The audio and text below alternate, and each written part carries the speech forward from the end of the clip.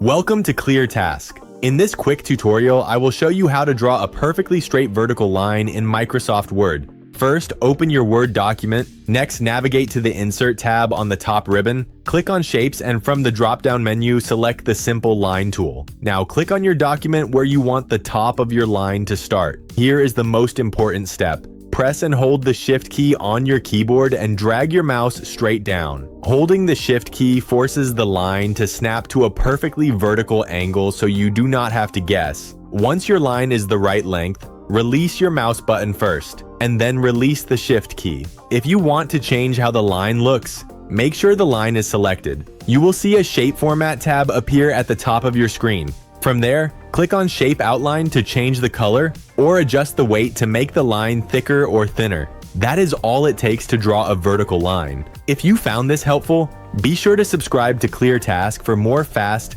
straight-to-the-point tutorials. Thanks for watching.